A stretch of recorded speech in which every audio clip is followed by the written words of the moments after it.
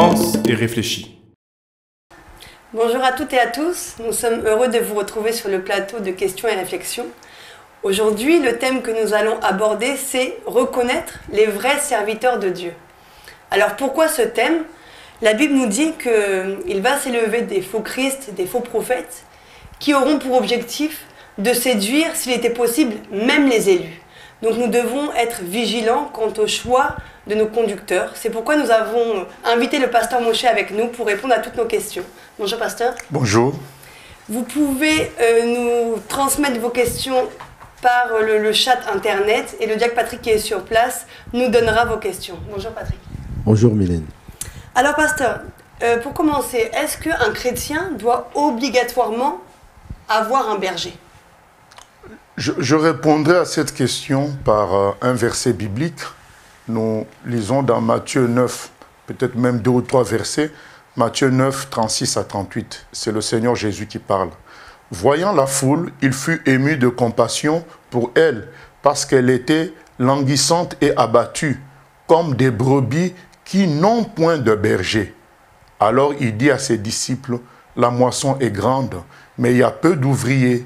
Priez donc le maître de la moisson d'envoyer des ouvriers dans sa moisson. Donc, on voit la tristesse de Jésus. Il fut ému de compassion parce qu'il voyait toute cette moisson qui va poindre, qui va se mettre en place, mais qui ne va pas avoir de berger. Donc si Jésus est souffrant par rapport à cela, c'est que c'est important pour le troupeau du Seigneur d'avoir des bergers. Dans Ézéchiel 34, c'est écrit aussi, la parole de l'Éternel me fut adressée en ces mots, Fils de l'homme, prophétise contre les bergers d'Israël, prophétise, dis-leur aux bergers, ainsi parle le Seigneur, l'Éternel, malheur aux bergers d'Israël, qui se paissaient eux-mêmes. Les bergers ne devaient-ils pas paître le troupeau? Vous avez mangé la graisse, vous vous êtes vêtus avec la laine, vous avez tué ceux qui étaient gras, vous n'avez point fait paître les brebis, vous n'avez pas fortifié celles qui étaient faibles, guéri celles qui étaient malades, pensé celles qui étaient blessées, vous n'avez pas ramené celles qui s'égaraient, cherché celles qui étaient perdues, mais vous les avez dominées avec violence et avec dureté. Elles se sont dispersées parce qu'elles n'avaient point de berger. Elles sont devenues la proie de toutes les bêtes des champs. Elles se sont dispersées. Mon troupeau est errant sur toutes les montagnes. Je ne peux même pas continuer la suite, quoi. C'est tellement ça fait mal. Voilà. Donc Dieu, qui dans l'Ancien Testament est en train de pleurer à cause de son troupeau, parce que les bergers ne font pas leur travail, parce que les bergers sont devenus des bergers du diable en quelque sorte, parce qu'ils font souffrir le troupeau. Et du coup, le troupeau est pratiquement sans berger et livré à des animaux sauvages. Donc je crois que ces deux textes, il y en a encore d'autres. Jésus qui dit à Pierre, si tu m'aimes, paie mes brebis. Voilà le lien. Il dit, si vraiment tu m'aimes, tu dois paître mon troupeau. Je crois que c'est important que les gens comprennent l'importance des bergers, c'est une réalité. Les gens doivent avoir des bergers, doivent avoir un berger, c'est une réalité. Donc je ne peux pas, juste avec ma Bible, dire moi je suis chrétien, je vis ma vie chrétienne et je suis le Seigneur comme ça, tel quel. Déjà, la vie chrétienne est une vie de famille. Voilà, donc on n'est jamais seul dans une famille. La vie chrétienne est un arbre. On est sur un arbre.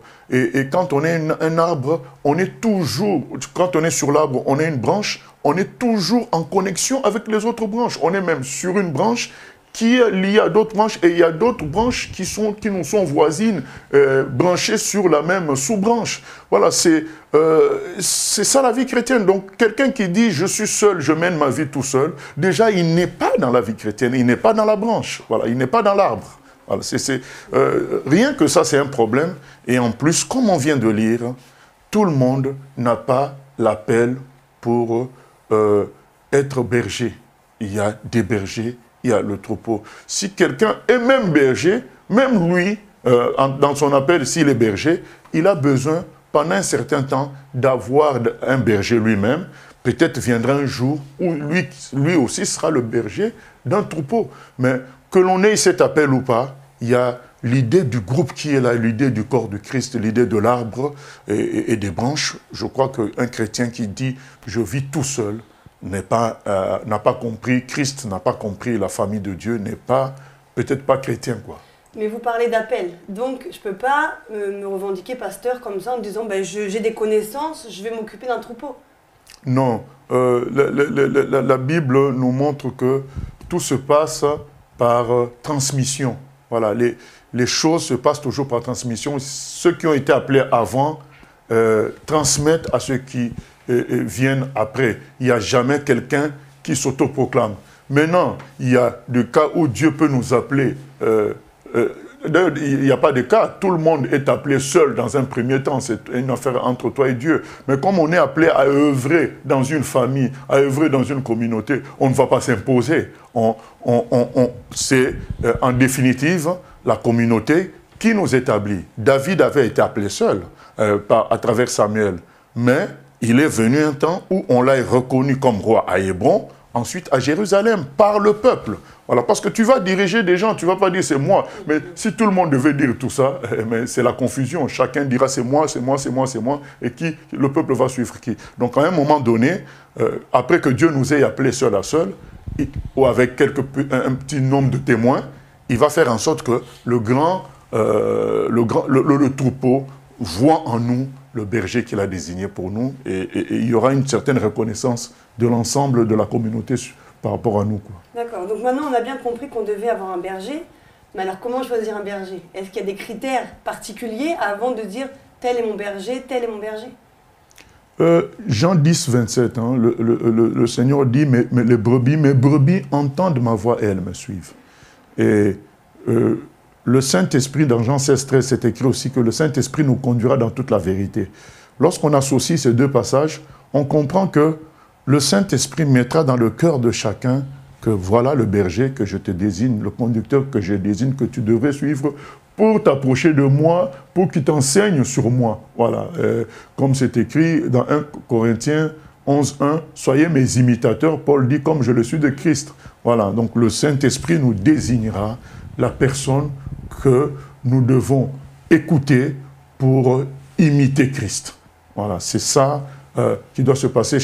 Chacun ne doit pas décider, voilà, tel est mon berger. Non, on se met en accord avec Dieu. On dit, oui, j'accepte.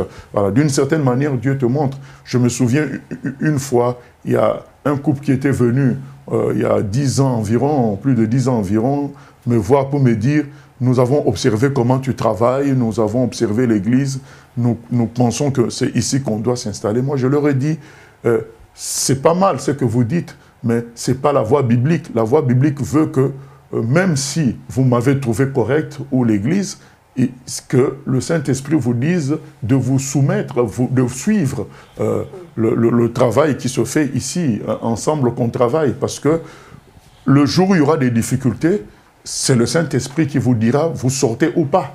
Voilà, c'est le Saint-Esprit qui doit conduire toutes ces choses-là.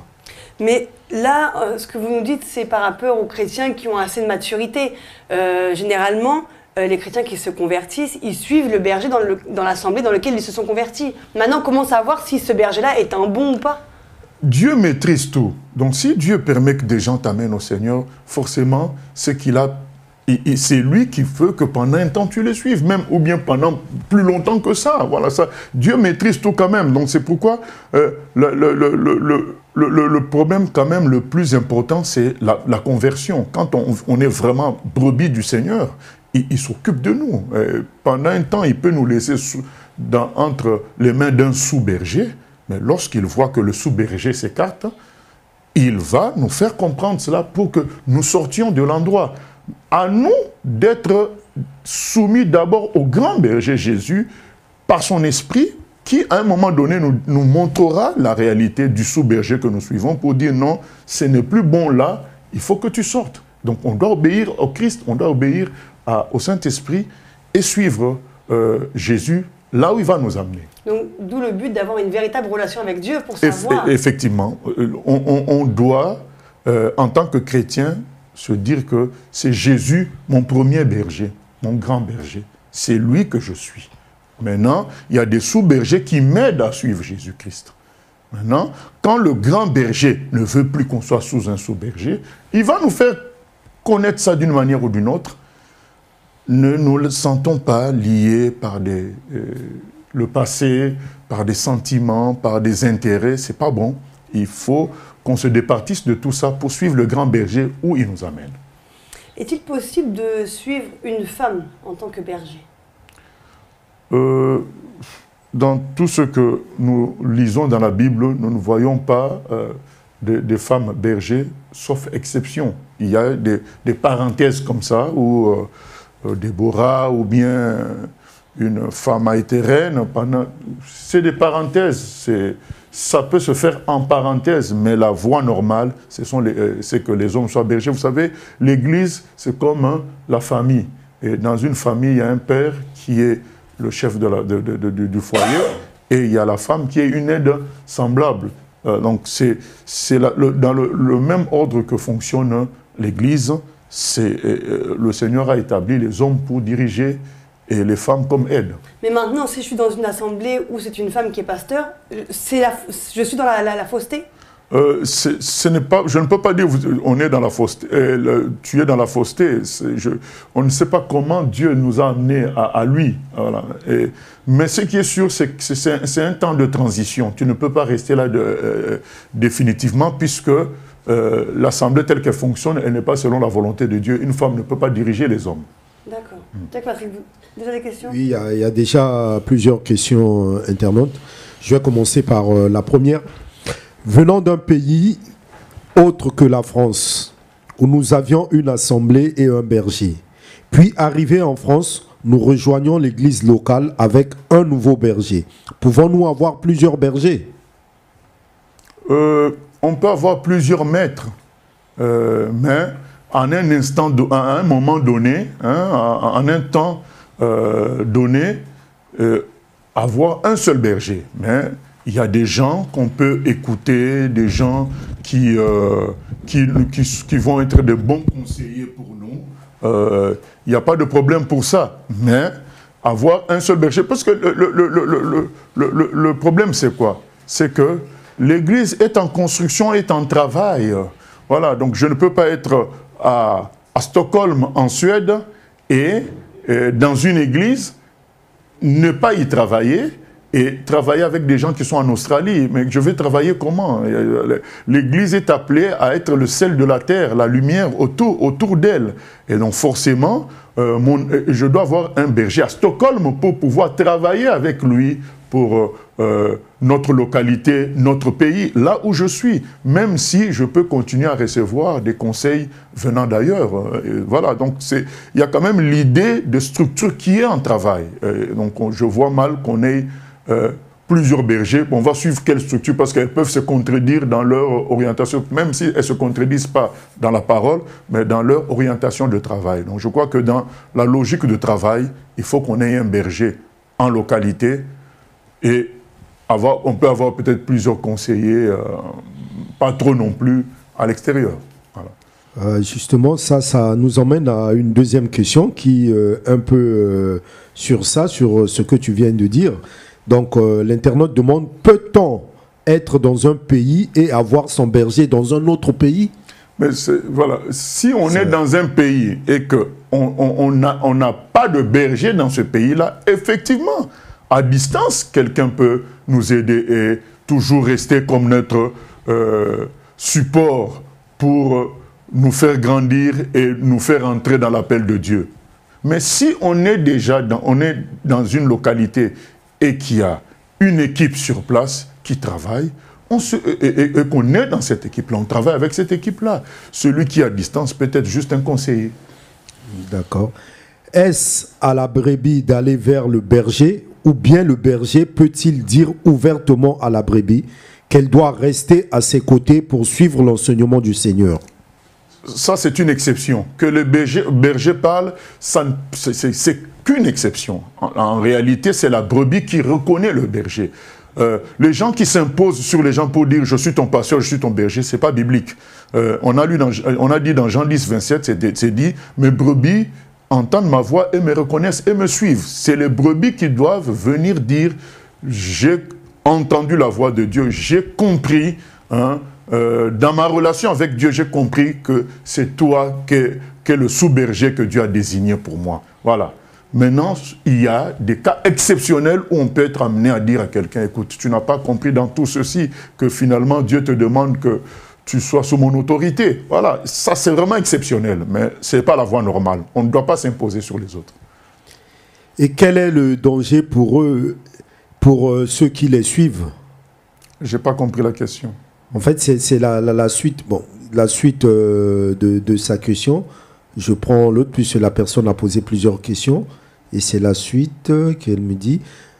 Depuis peu, nous observons une mode sur les réseaux sociaux faisant que des jeunes de foi convertis nouvellement s'autoproclament prédicateurs sans dépendre d'un berger. Que penser de cela? Oui. Quel est le danger pour eux? Non, ben c'est de l'enfantillage. Hein, c'est de l'enfantillage.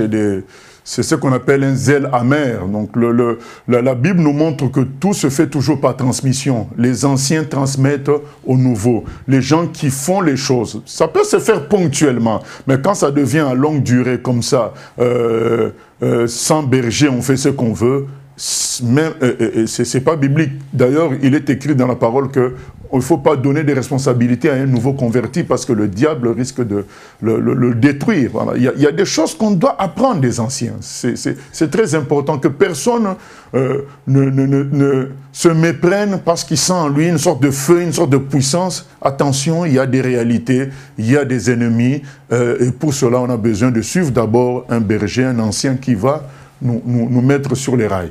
Et voilà. Quel est le danger pour ceux qui les suivent? Mais le diable va les détruire. Voilà, parce qu'ils ne connaissent pas les pièges de l'ennemi, quoi.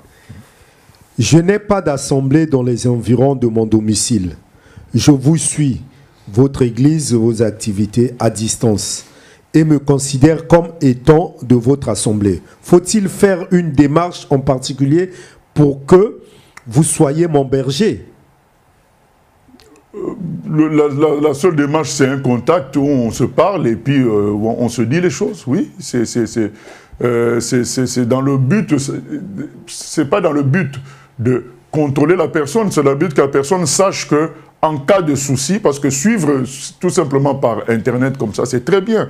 Mais le berger, on a lu dans Ézéchiel 34, est là pour nous aider, penser les brebis, soigner, répondre à certaines difficultés. Donc un contact est toujours favorable, est toujours bénéfique pour pouvoir recevoir ces services-là qu'on doit recevoir d'un berger. D'accord, il va falloir qu'on continue un petit peu. Je te laisse de côté avec les questions. Une dernière. Que répondre aux gens qui disent qu'ils ne regardent pas au fait que ce soit une femme qui dirige, mais plutôt au contenu qu'elle prêche, malgré ce qui est écrit? Mais le contenu est inscrit dans un contenu total qu'on appelle les Écritures. Voilà, on ne peut pas faire des choses en dehors de l'esprit des Écritures. C'est comme si quelqu'un venait dire, mais maintenant, comme on a vu au Brésil, il y a on appelle ça des prédicateurs, les enfants prédicateurs. Voilà, des enfants de 9 ans, 8 ans qui prêchent et les gens suivent. Mais on n'a pas dit que ce qu'ils disent est faux. Parce que quelqu'un pourrait prendre aussi un texte biblique, lire. C'est pas faux. Mais sauf que ce ne sont pas des bergers. C'est peut-être des bouches, mais ce n'est pas des bergers. Or, quand on prêche, on paie le troupeau en même temps par la parole. Donc on doit avoir une certaine expérience, un certain appel clair de Dieu transmis par les anciens. Et ce n'est pas parce que les femmes peuvent dire de bonnes choses que c'est ça la voie normale. Mais, comme je l'ai dit précédemment, il y a des temps de transition. Donc une femme qui va dans une tribu qui ne connaît pas le Christ, qui commence le travail de Dieu, dans un premier temps, c'est elle qui va encadrer. Mais jusqu'au jour où les gens deviennent connaisseurs de la parole de Dieu, les hommes vont prendre leur place. Pasteur, donc selon la parole de Dieu, les faux serviteurs existent? Ah mais bien sûr, on a dit, il est écrit dans Matthieu 7, qu'ils se mettent même en peau de loup. C'est des gens qui s'habillent en brebis, mais c'est des loups. ça existe. Alors maintenant, comment savoir si mon pasteur est un vrai pasteur ou si c'est un loup déguisé en brebis? Je crois qu'on en a parlé le dimanche précédent en prédication, la photo de Jésus.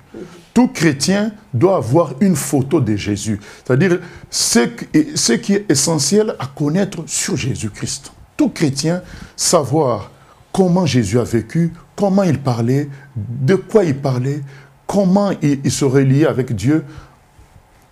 Et quand on a la photo de Christ, donc un minimum de vérité sur lui, sur son comportement, sur son discours, sur ses capacités. Donc quand on a un minimum de ça, on va utiliser ça pour comparer avec le serviteur qu'on doit suivre. Est-ce que le monsieur que nous suivons comme sous-berger, il essaie, même s'il n'est pas l'égal de Christ, mais est-ce qu'il essaye de suivre ça?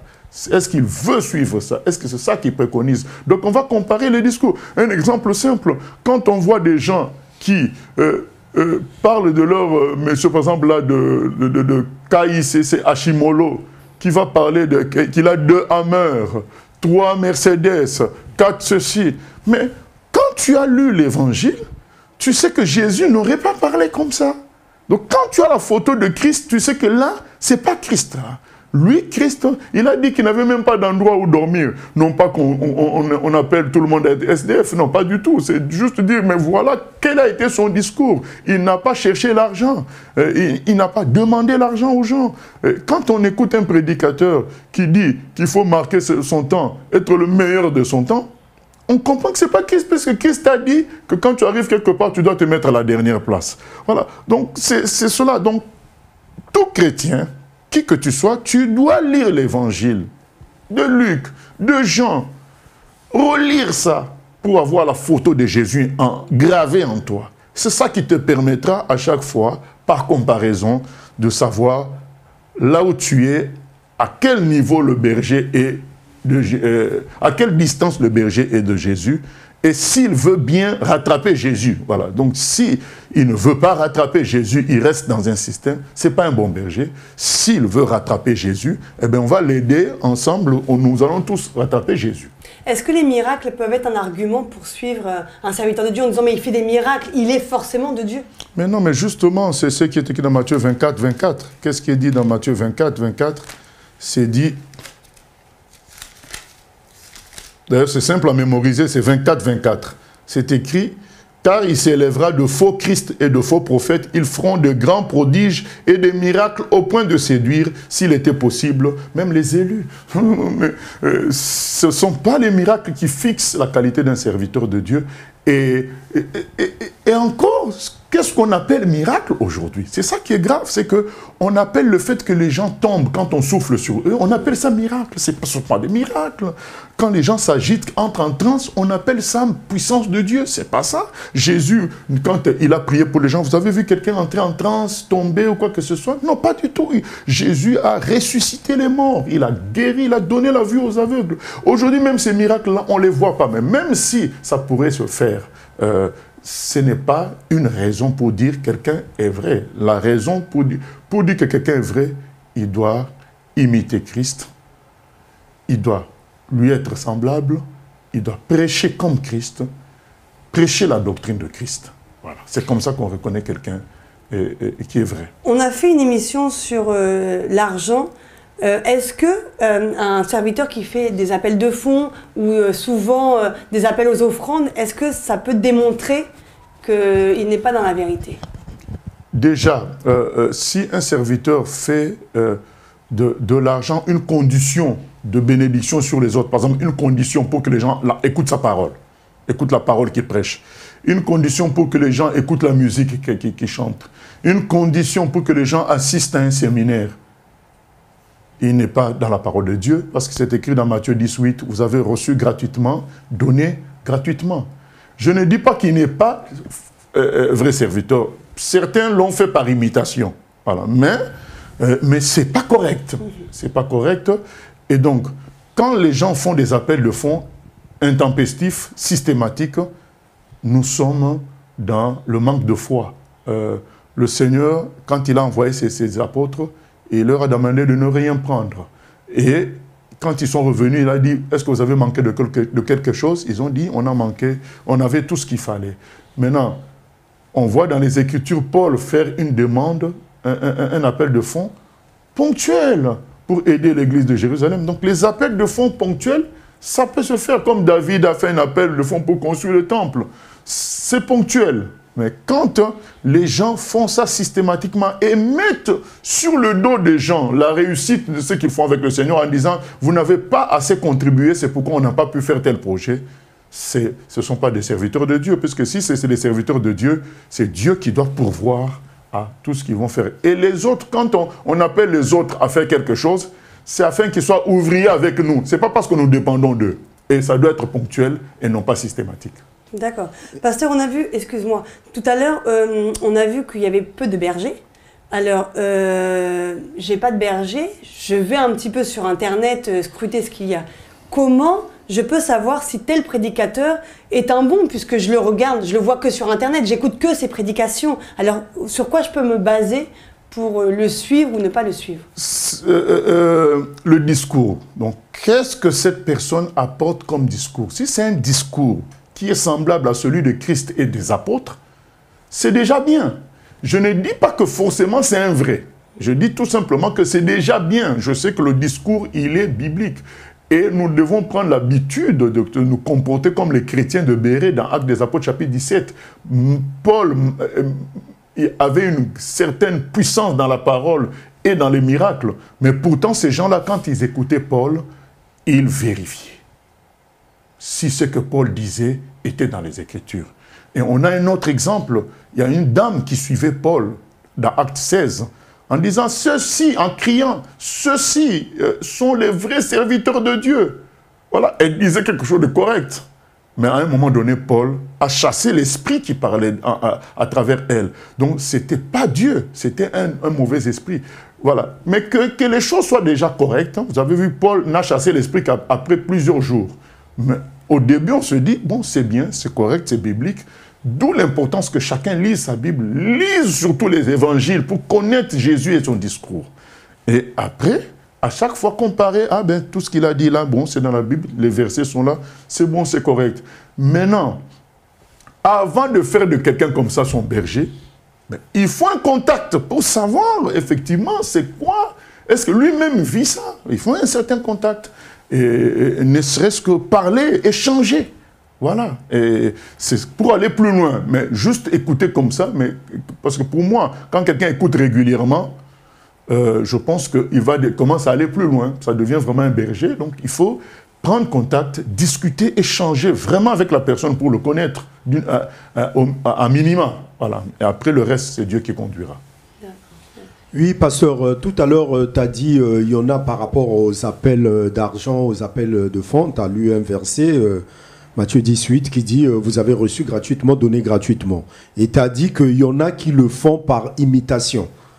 Mais je pense que ces gens qui font par imitation, ils lisent quand même la Bible, parce qu'on voit l'exemple dans la Bible lorsqu'on reconstruisait le temple et qu'ils ont retrouvé les Écritures. Quand ils ont lu, ils ont reconnu là qu'ils étaient vraiment dans la fausseté. On dit même que le roi a déchiré ses habits pour revenir à la vérité. Mais oui, ces gens-là sont des bergers. Ils lisent la parole. Donc, obligatoirement, ils sont tombés sur ces versets-là, mais ils persistent. Donc, est-ce que c'est vraiment par imitation seulement ou parce qu'ils ne veulent pas appliquer la parole? Par expérience, il y a les deux. Il y a des gens, ils ne veulent pas parce que c'est devenu clair pour eux, mais ils ne veulent pas. Mais je peux vous dire que le milieu dans lequel nous vivons a une influence sur nous. C'est pourquoi c'est écrit dans 1 Corinthiens 15, 33, les mauvaises compagnies corrompent le bon mœurs. Même si on a les versets, quand on est dans un milieu où tout le monde fait ça, il est même dit dans Psaume 11, 3, quand les fondements sont ébranlés, le juste, que fera-t-il? On peut être juste, mais le milieu nous empêche de voir clair. C'est une réalité. Voilà. Donc c'est pourquoi, justement, il faut d'autres bergers avec un certain appel d'autorité qui fixent les choses, comme on est en train de le faire là. Il y a peut-être des jeunes qui commencent à diriger un troupeau. Aujourd'hui, ils vont entendre quelqu'un qui dit « Non, tout doit être gratuit ». Voilà, donc c'est pas parce que 95% de pasteurs font payer les choses que c'est biblique. Non, c'est pas biblique. C'est ce que Jésus a dit. vous avez reçu gratuitement, donné gratuitement. Quelqu'un qui ne savait pas trop quoi faire, il va entendre que nous, on dit ça clairement, ça va l'aider. Voilà, donc c'est pourquoi nous parlons. Mais il y a une réalité, c'est que le milieu influence beaucoup. Pasteur, comment expliquer qu'il y a des chrétiens qui suivent des faux serviteurs de Dieu? Alors, parce qu'il y a des fois, c'est visible. Des fois, on peut dire, bon, bah, on ne sait pas trop, mais il y a des fois, c'est visible. Mais on va lire ça dans 2 Timothée 4.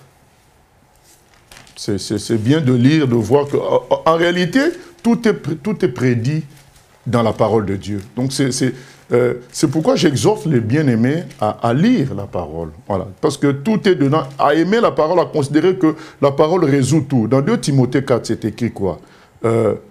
Je t'en conjure devant Dieu et devant Jésus-Christ qui doit juger les vivants et les morts, et au nom de son avènement et de son royaume, prêche la parole, insiste en toute occasion, favorable ou non, reprend, censure, exhorte avec toute douceur et en instruisant. Car il viendra un temps où les hommes ne supporteront pas la saine doctrine, mais ayant la démangeaison d'entendre des choses agréables, ils se donneront une foule de docteurs selon leurs propres désirs. Voilà. Les gens, ils suivent les faux serviteurs parce qu'ils disent les choses qu'eux, ils aiment. Quelqu'un qui aime les voitures, il entend que le pasteur, il en a 15. C'est dire, ah, donc en le suivant, j'en aurai 8. Voilà. Quelqu'un qui aime le succès, il entend des prédications qui disent que voilà le chemin du succès. Voilà, quelqu'un qui veut être connu. Voilà. Il va aimer ce genre de prédication. Les gens, ils suivent les faux en fonction de leurs désirs. Mais quelqu'un qui est vraiment à la recherche de vérité, eh ben, il suivra la vérité. Je me souviens... moi, on a voulu m'imposer le parlant langue. Parce que, voilà, à un moment donné, j'avais 20 ans environ. Il y a des aînés, il y a l'un qui avait 40 ans, l'autre avait 80 ans, c'était une sœur. Mais ils sont venus, ils ont dit, bon, on voit bien que tu es rempli du Saint-Esprit, mais il te manque quelque chose, le parlant langue, voilà. Et puis un jour, je me suis retrouvé chez eux, dans leur maison, moi, pauvre étudiant, mais devant des gens qui ont une villa, et on parlait de Dieu à un moment donné, on va prier, pendant qu'on prie, bon, maintenant, vous allez, j'étais avec un ami, vous allez prier, Dieu va vous donner le parlant langue, ouvrez la bouche, faites « Allez ». Alors, moi, comme dans mon cœur, tout ce que je veux, c'est Jésus, je n'ai pas été pris par la convoitise des dons spirituels pour dire, tiens, je vais faire ce qu'on me demande de faire. Je me suis dit, je n'ai jamais vu Jésus faire allez. Et je me suis dit, non, aujourd'hui, je préfère rater le parlant langue, mais garder Jésus, garder la parole de Dieu. Voilà. Quelqu'un qui cherche la vérité va préférer rater l'argent qu'on semble lui promettre par les faux prédicateurs, rater le succès que ces gens-là semblent promettre, mais garder Jésus. Il faut savoir dans la vie qu'est-ce qu'on cherche. Si on cherche la vérité c'est Jésus. Donc la brebis est aussi responsable. Elle est responsable à une certaine mesure. Voilà.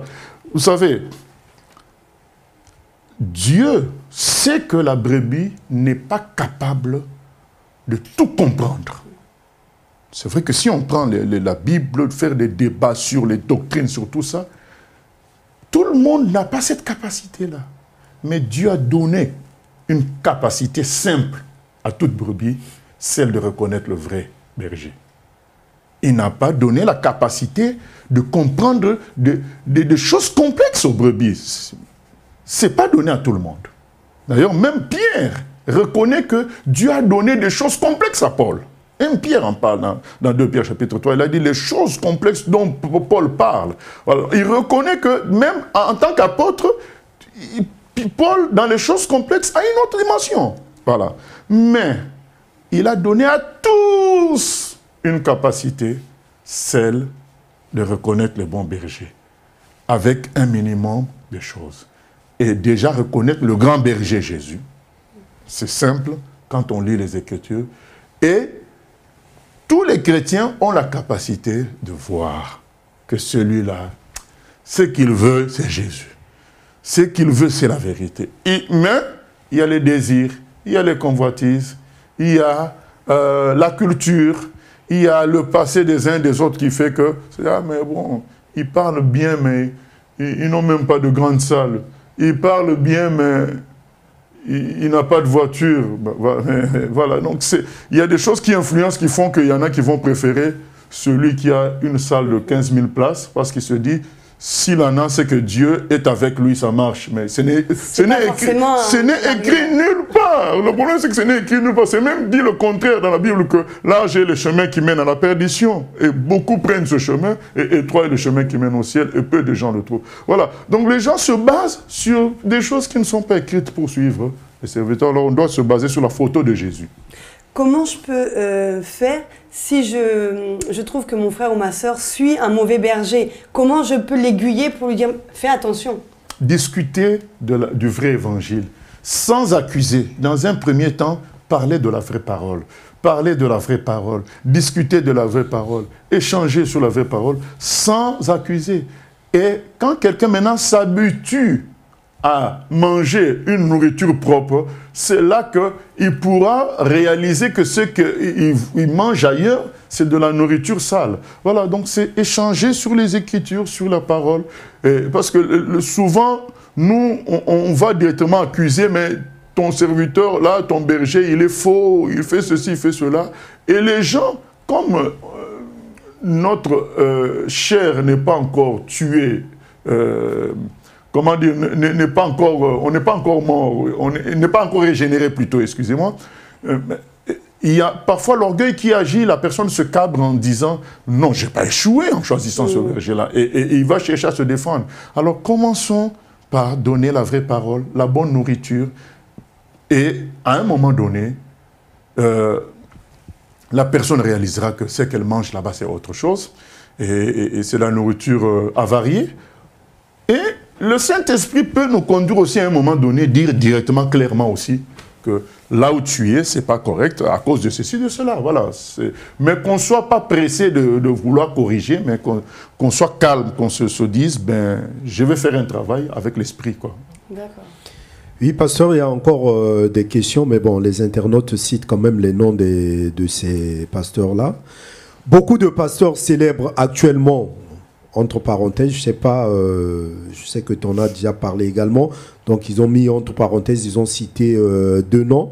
Je les cite. Mais il faut les citer. Donc, si c'est des gens qui exagèrent, il faut citer. Si c'est des gens... Oui, c'est vraiment des gens qui exagèrent. Si donc beaucoup de pasteurs célèbrent actuellement, entre parenthèses, Castanou, Sanogo, etc., qui parlent parfois de prospérité, mais prêchent aussi la vérité en même temps. Sont-ils pour autant des faux serviteurs ou de mauvais exemples de bergers? C'est des grands faux. D'ailleurs, ils connaissent la stratégie. La stratégie, c'est le levain des pharisiens. Jésus dit un peu de levain fait lever toute la pâte. La stratégie du diable, ce n'est jamais de dire le mensonge que le mensonge. C'est de mélanger avec la vérité pour mieux tromper les gens. Mais c'est clair que ces gens-là n'ont pas la nature de Christ. Et je dis aux internautes, ce n'est pas notre travail de commencer à dénoncer tout le monde. Mais nous pensons que c'est responsable de dénoncer ceux qui exagèrent, ceux dont les fruits sont clairement négatifs. On peut citer leur nom sans que ce soit notre travail. Mais ceux dont les fruits ne sont pas clairement négatifs, nous nous abstenons, même si parfois on peut savoir que c'est des faux, on s'abstient de les citer sans pouvoir le prouver cela. Mais pour des cas comme Sanogo, Castanou, tout ça, les fruits sont très négatifs, leurs bâtiments sont devenus des boîtes de nuit, sont devenus des salles de spectacle, des salles d'appel d'argent. C'est des entreprises, ce n'est pas des églises. Là, nous permettons de dénoncer, mais leur technique, c'est un jour de prêcher la repentance. Un jour de prêcher l'attachement à la Bible. Mais tout ce qu'ils font est contraire à la Bible. Doit-on fuir radicalement un faux frère ou serviteur qui vit dans l'adultère, le mensonge et même le vol? Ou doit-on quand même continuer à le fréquenter pour essayer de le sauver? 1 Corinthiens 5, 11, on va lire ça. 1 Corinthiens 5, 11, il est écrit ceci. On peut commencer à partir du verset 9. « Je vous ai écrit dans ma lettre de ne pas avoir de relation avec les débauchés, non pas d'une manière absolue avec les débauchés de ce monde, ou avec les cupides et les ravisseurs, ou avec les idolâtres, Autrement, il vous faudrait sortir du monde. Maintenant, ce que je vous ai écrit, c'est de ne pas avoir de relation avec quelqu'un qui, se nommant frère, est débauché, ou cupide, ou idolâtre, ou outrageux, ou ivrogne, ou ravisseur, de ne pas même manger avec un tel homme. Voilà ce que nous disent les Écritures. Donc quand quelqu'un qui se dit pasteur, qui se dit diacre, prédicateur, mais mène une double vie claire, voilà, c'est une double vie claire dans le débauche, on n'a pas à avoir de relation avec une telle personne, mais ça ne veut pas dire que voilà, ça ne peut pas arriver qu'on parle. Voilà. Il y a une internaute qui demande, venant de Rouen, est-ce qu'on peut dire que Jeanne d'Arc est une bergère, une vraie bergère? Non, mais Jeanne d'Arc, c'est déjà... dans le catholicisme est faux, c'est un mouvement qui n'est pas dans la parole de Dieu. Hein. Elle était, je crois, dans ce mouvement-là, et puis ça n'a rien à voir avec Jésus. Jeanne d'Arc, quelqu'un qui a pris des armes pour aller... tuer d'autres personnes, ça n'a rien à voir avec Jésus. Pasteur, il y a les faux serviteurs, mais il y a aussi des serviteurs de Dieu qui sont légers. Alors, que dire d'eux? Peut-on avoir un pasteur qui est un peu léger comme conducteur? Oui, donc c'est des gens qui ne manifestent pas vraiment le fruit de l'esprit. Ça existe, hein, des gens comme... on a vu ça avec Saül. Saül a été un vrai berger du Seigneur, que c'est le Seigneur qui l'a choisi. Élie, le sacrificateur, c'était un berger du Seigneur. Mais c'est des gens qui étaient légers. On a vu Élie, son comportement avec ses fils. Il a été léger, mais les conséquences demeurent graves. C'est ça le problème, c'est que c'est les conséquences. Donc quand quelqu'un est léger comme ça, il aura tendance à négliger les choses saintes, à négliger la vérité, et ça va avoir des conséquences sur la suite. Mais est-ce que Dieu peut m'amener à suivre un pasteur qui est léger? Non. Donc comme j'ai dit, il peut y avoir des moments de transition, c'est-à-dire que c'est ce léger-là qui m'a parlé du Seigneur, et je me suis converti. Donc c'est un temps de transition. Pour, à un moment donné, être face à la parole et choisir la vérité. En tant que chrétien, comme on a dit, la parole, la Bible, c'est l'autorité suprême. Jésus, la Bible, c'est l'autorité suprême. Et puis les sous-bergers viennent après. Donc quand on voit que l'autorité suprême n'est pas respectée, on suit l'autorité suprême. On suit Jésus, on ne suit plus ces gens-là. D'accord. Voilà. La Bible nous dit que les diacres, les anciens, doivent avoir un comportement irréprochable. Est-ce que c'est possible ou, en tant qu'humain, on verra toujours quelque chose qui ne va pas? Oui, quand on dit irréprochable, ça veut dire que ça ne veut pas dire des gens parfaits, mais c'est des gens qui se comportent selon le fruit de l'esprit. Et au cas où il y a une erreur, une chute, ils sont prêts à se repentir et à changer de vie. Voilà. Il montre l'exemple dans la repentance. On a vu ça avec David, on a vu ça avec Pierre. Pierre a fait des erreurs. Voilà. Mais même étant responsable. Hein. Dans l'épître aux Galates, voilà, Paul parle de ces erreurs-là, mais bon, l'essentiel c'est de revenir à la vérité. Donc la différence entre la faiblesse et le péché, c'est la repentance, c'est ça? C'est la repentance, donc on est des humains, mais on doit sentir en nous la volonté d'être parfait comme Christ. D'accord. Y a-t-il une différence entre les dons et le fruit de l'esprit? Je suis une personne parce qu'elle a beaucoup de dons, mais par contre, une personne peut avoir beaucoup moins de dons et manifester davantage le fruit de l'esprit. Alors, qui je choisis? On choisit la personne qui ressemble à Christ et qui cherche à nous amener à Christ. Voilà. On ne choisit pas la personne qui a des dons. On choisit la personne qui ressemble à Christ et qui nous y amène. Voilà, c'est ça, cette personne-là. Les dons sont comme un vêtement, c'est Dieu qui les donne, ce n'est pas ça qui est déterminant. Ce qui est déterminant, c'est le fruit, c'est-à-dire la production totale. Quelle est la production totale de cette personne? Si la production, parce qu'il y a des gens qui peuvent attirer par une belle voix, par une certaine éloquence, et après diviser les gens qu'ils ont attirés. Ils attirent les gens, après ils mettent la division entre ces gens-là pour les contrôler. Ça c'est une mauvaise production. Ce qui compte, c'est la production finale. Quelle est la production finale? Est-ce qu'on se rapproche de Christ? Est-ce qu'on fait l'œuvre de Christ? Est-ce qu'on demeure dans la parole de vérité? C'est ça qui compte. Mais comment expliquer alors qu'un véritable serviteur de Dieu, le Seigneur va donner moins de dons qu'à un faux, par exemple. C'est faux. Au fait, c'est l'impression que ça donne. C'est faux. C'est comme Jean-Baptiste. Il n'a pas fait de miracle. Mais ça ne veut pas dire qu'il n'était pas beaucoup moins. Mais pourtant, Jésus dit même que de tous les gens qui sont nés d'une femme, c'est Jean-Baptiste le plus grand sur terre. Voilà. Mais il n'a pas fait de miracle. C'est la conception des dons des gens. Mais quelqu'un qui n'a pas fait de miracle autant, mais il a été craint, même par les pharisiens. Les pharisiens n'ont pas osé attaquer Jean-Baptiste. Il y a des foules qui venaient chercher le salut. Pourtant, il n'a pas fait de miracles. Il n'a fait pas un aspect attirant. Il était habillé en vêtements d'animaux. Mais voilà, c'est pas ce qui compte, c'est l'action divine à travers les gens. C'est pas ce qu'on dit là, mais quand on voit les dons, mais en réalité, il y a une altération de ce qu'on appelle don de Dieu. Aujourd'hui, quand les gens voient une foule suivre ou des faux miracles, moi j'appelle de faux miracles, c'est-à-dire des choses qu'on ne vérifie pas. On est dans une réunion, on prophétise sur les gens, mais on n'a pas vérifié que ça s'est accompli 2 mois ou 3 mois après. Mais au moment où on prophétise, ça fait un effet miracle. On souffle sur les gens, ils tombent. On impose sur les mains, les gens tombent. On parle d'un démon et puis il y a une manifestation dans la salle. Mais les démons peuvent s'entendre pour faire du buzz pour toi, le faux serviteur. Donc, au fait, c'est des faux miracles. Ce n'est pas des vrais miracles. Ce n'est pas des vrais dons.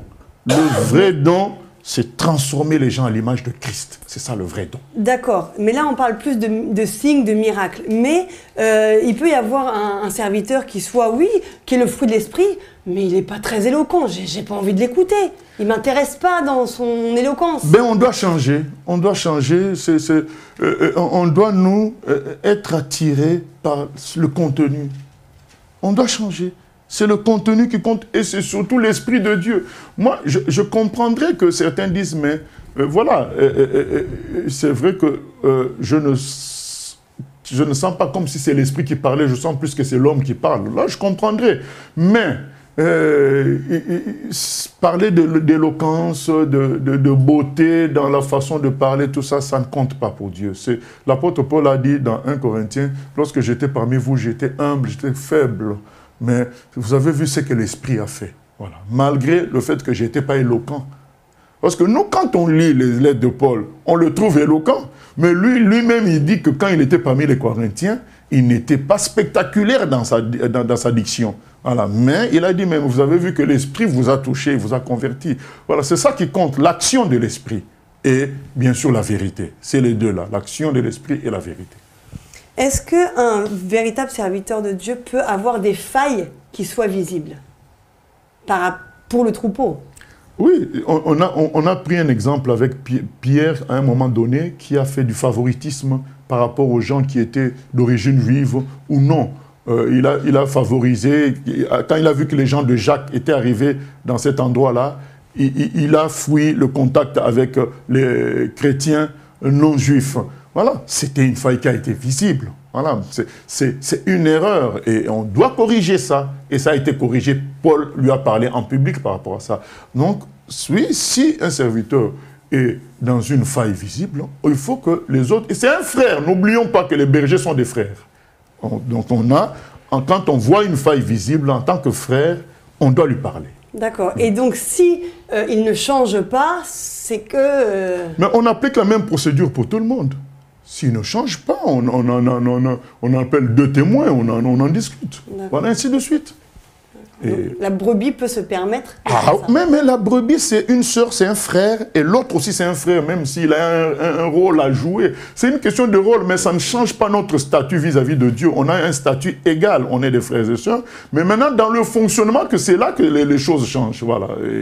Mais là, dans la considération, on est pareil. Est-ce qu'il y a des questions ? Pour finir, pasteur, est-ce que tu aurais des conseils à donner à un véritable serviteur, au conducteur de Dieu? Le conseil, c'est l'imitation de Christ.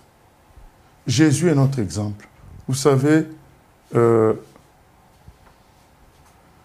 Il y a un monsieur qui a été sauvé par un villageois dans une forêt en Indonésie, un parachutiste américain. Son avion a explosé, il tombe, et puis son parachute s'accroche sur les arbres. Il est perdu, parce qu'il ne peut pas descendre. Un villageois effrayé a entendu du bruit, il est arrivé jusqu'à l'endroit, il a fait descendre. Mais le monsieur, tout de suite, il a regardé autour de lui, le pilote, pour savoir par quel chemin il va retrouver la civilisation. Il n'a rien vu, parce que c'est la forêt, vous savez, c'est la forêt dense, c'est comme la forêt équatoriale en Guyane. C'est la forêt dense, tu ne vois rien, c'est que des arbres. Et là-bas, ce n'est pas que des arbres, c'est de longues herbes, tu ne vois rien. Le villageois lui a dit, tu me suis, moi. Le villageois, avec son coutelas, il a commencé à frayer le chemin.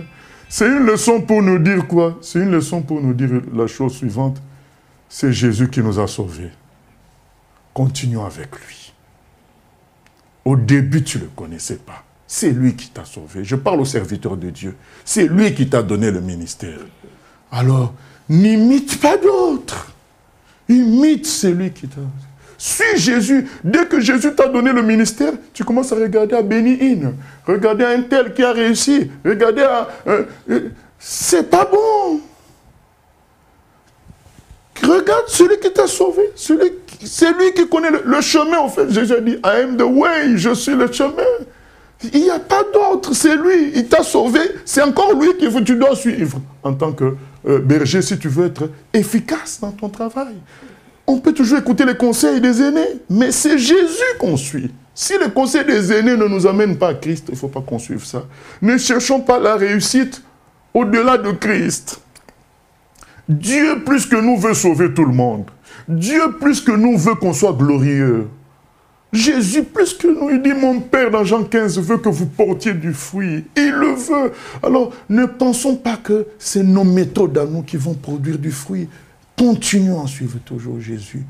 Demeurons dans l'attachement à Christ, dans la prière, dans l'union avec lui, dans la communion avec lui, de tout instant, attachés à la parole. Nous verrons la gloire de Dieu. Que Dieu nous bénisse. Amen. Merci à vous deux, merci à vous qui nous avez regardés. Restez avec nous en ligne, il y a une émission qui suit, on en parle sur la liberté. Nous vous souhaitons une bonne après-midi et à bientôt, que Dieu vous bénisse.